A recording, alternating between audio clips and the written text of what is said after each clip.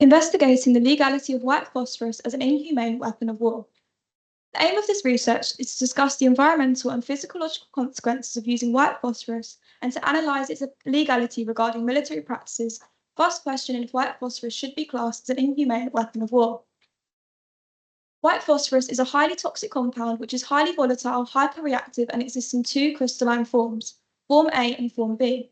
It is made up of discrete tetrahedral P4 molecules which react with atmospheric dioxygen, resulting in spontaneous combustion upon exposure to air. White phosphorus is most famous for the matchstick girls.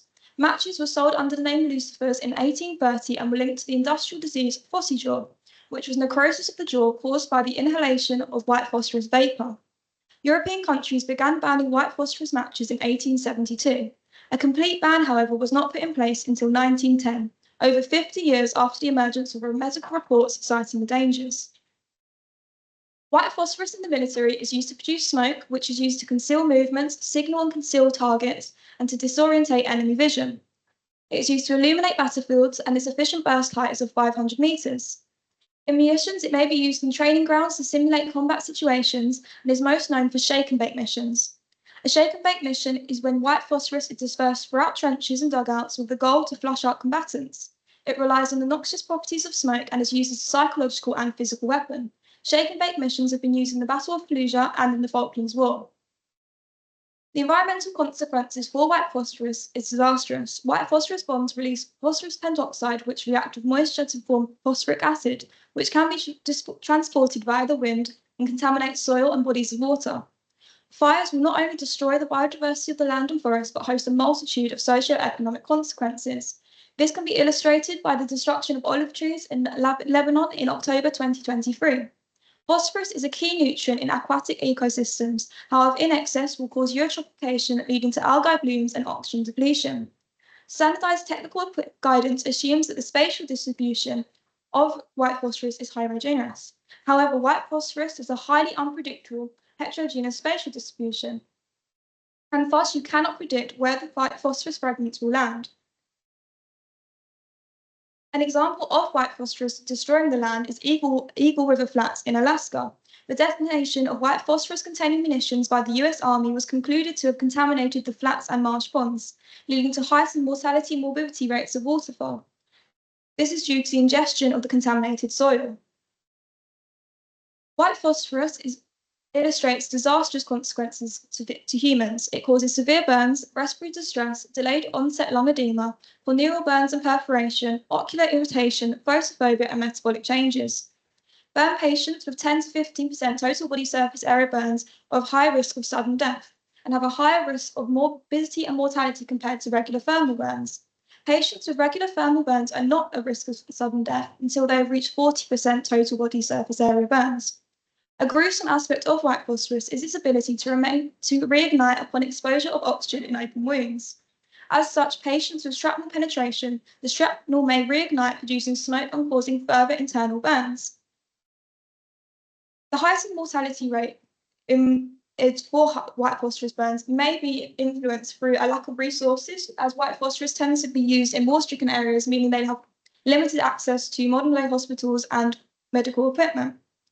White phosphorus can be absorbed via burned skin, causing toxicity, resulting in ECG changes and blood pressure changes.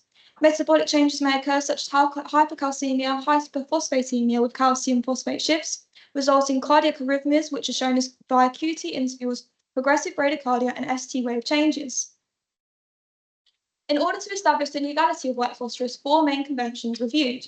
The Convention on Certain Conventional Weapons was adopted on 10 October 1980 and entered into force in 1983.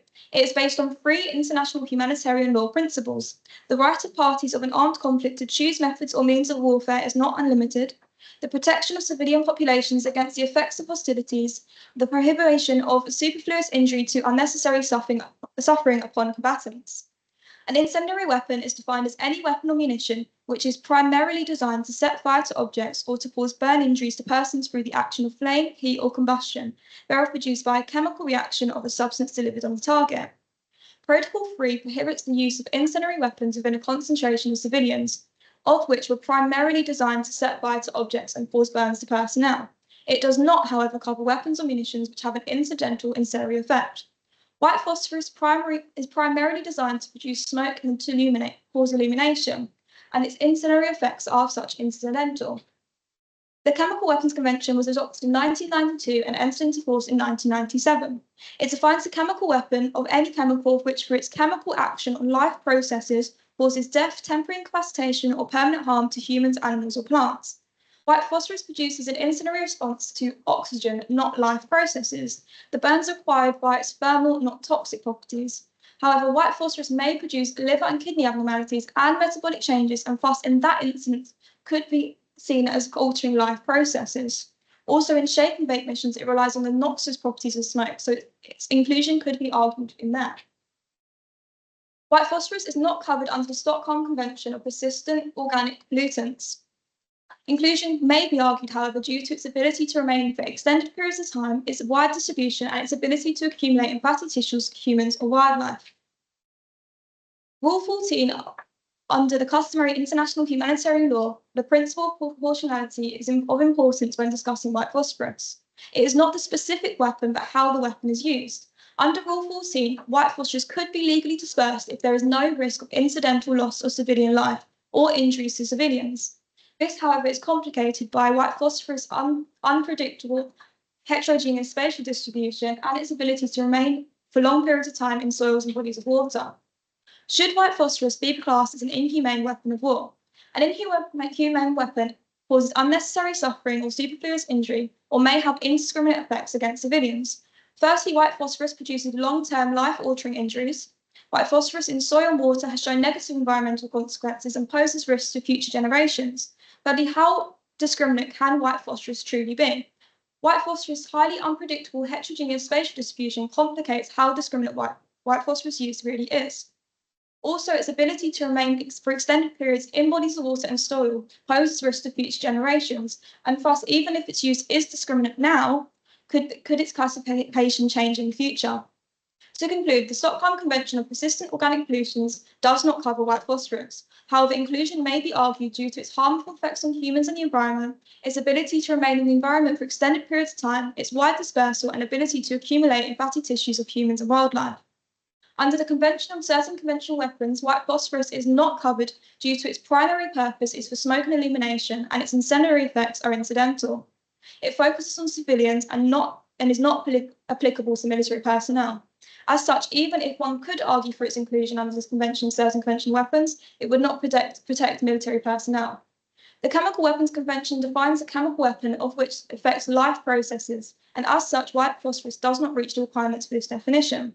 White phosphorus, however, could be argued for its inclusion in CWC when used in shake and bake missions, as these rely on the noxious properties of white phosphorus smoke.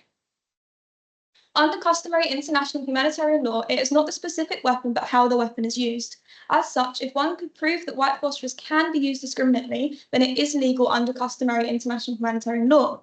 However, due to the unpredictable spatial distributions and its ability to remain in deep soil and bodies of water for extended periods of time complicates whether it truly can be used discriminately. Its ability to remain in deep soil and bodies of water poses threats to future generations, and its continual potential risk to civilians further complicates its discriminate/indiscriminate classification.